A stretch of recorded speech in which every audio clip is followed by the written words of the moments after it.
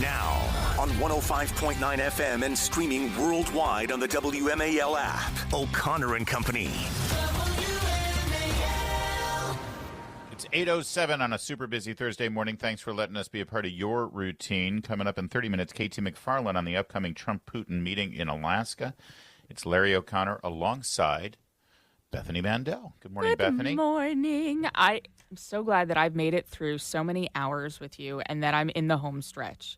Well, it's going to be a big hour, though, this final hour, as we kick things off with the Lieutenant Governor of the Commonwealth of Virginia and your nominee for governor for the Republican Party. She is, of course, Winsome Sears. Good morning, Lieutenant Governor. Thanks for joining us. Good morning, everybody. Good morning, WMAL listeners. Beautiful day, beautiful day. It is, and it's great to talk with you. And I know that you're busy campaigning, so thanks for carving out some time for us. Well, there's a lot going on here in Northern Virginia, especially, Governor Youngkin, you joined him yesterday in calling for the state police to investigate what happened at a local high school in Fairfax County, where it appears, based on reports, that the administration facilitated the abortion for 2 minors without informing the parents, without even attempting to inform the parents, and somehow paid for it out of school funds. This is a violation of multiple laws. I'd love for you to react to this and also comment on the fact that your opponent seems to be just fine with this kind of thing. Oh my God. Just when you think it can't get any worse, it in fact does. Your underage daughter cannot even get an aspirin without your say-so. And yet, the very thing we fear is probably based on what we're hearing. Now, we don't know for sure, so that's why we're calling for the investigation, that someone took her for an abortion at the school, possibly used our tax dollars to do so. So we have got to get to the bottom of this. I am just so beside myself when I talk about this, because it is unfathomable to me that anybody in the school system could take it upon themselves to do that to my child. My child. What country are we living in? And by the way, where is my opponent, Abigail Spanberger, to say it is not right? She has 3 girl children. Would she allow that? It should be so easy. And, I keep hearing people describe Abigail Spanberger as a moderate, a pragmatic Democrat, not like those crazy left-wing liberals and AOC and stuff. But I got to be honest, and you know your opponent better than I do. Can you name one policy position she has that is in any way contrary to the Hillary Clinton, Nancy Pelosi, AOC, Bernie Sanders wing of the party? Well, see, this is it. She has voted with Biden and Pelosi just about 100% of the time. And excuse me, but how can it be moderate for you to vote for sanctuary cities? So the criminal, illegally immigrants here, you voted for them to stay. You voted for open borders so that fentanyl would continue to come across the border and kill 5 Virginians every day, males more than females, and by the way, black males 1.5 times more than white males.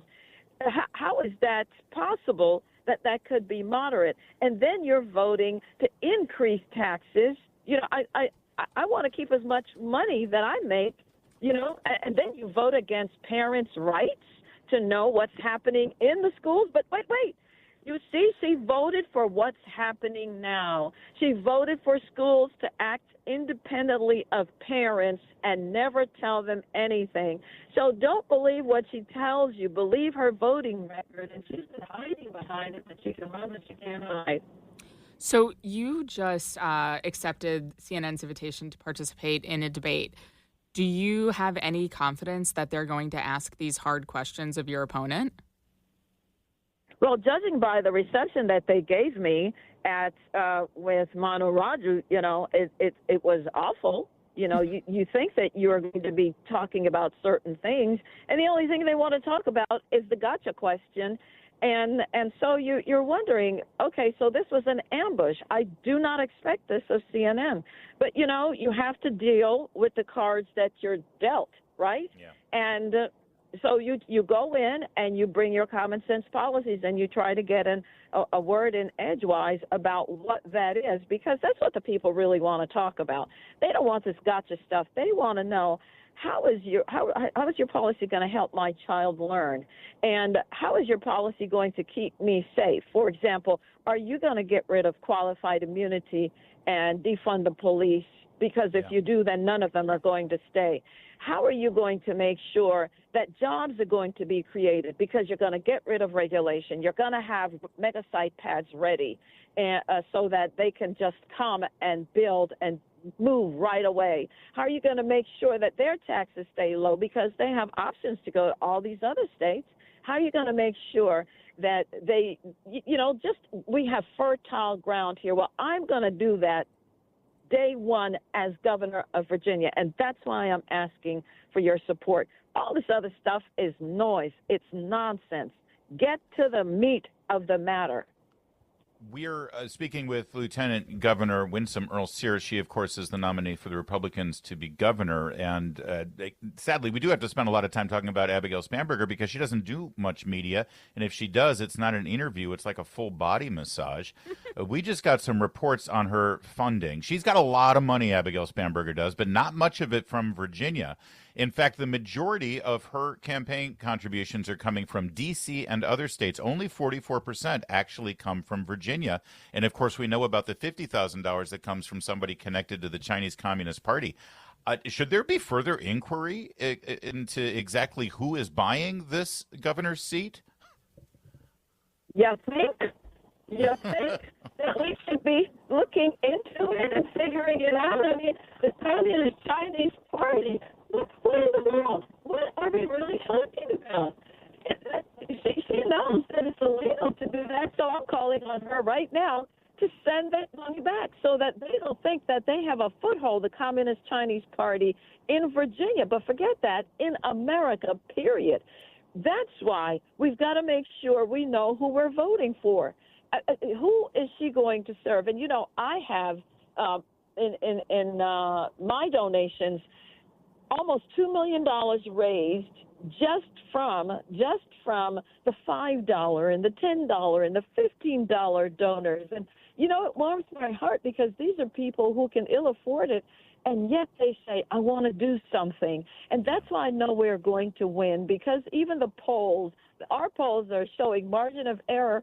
And don't believe me, at least this one time, the mainstream media should believe my opponent, Abigail Spanberger, because she says this race is now a toss-up. And yet we have the mainstream media telling us that I am down by double digits. Why do they say these things? It doesn't make any sense. We know why they say these things. Yeah. Is there any action that, I know it kind of borders on Banana Republic stuff to take action, but if she is taking money from the Chinese Communist Party, is there anything that can be done besides just, alerting people to the fact that she's on this payroll?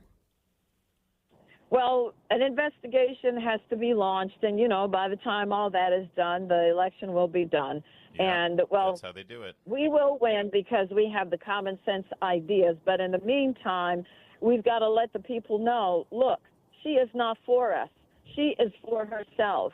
And the media, the mainstream media, is helping her. When I'm on the record as saying I am going to get rid of the car tax once and forever. We tried to do that this year. It was in the budget. But you know what?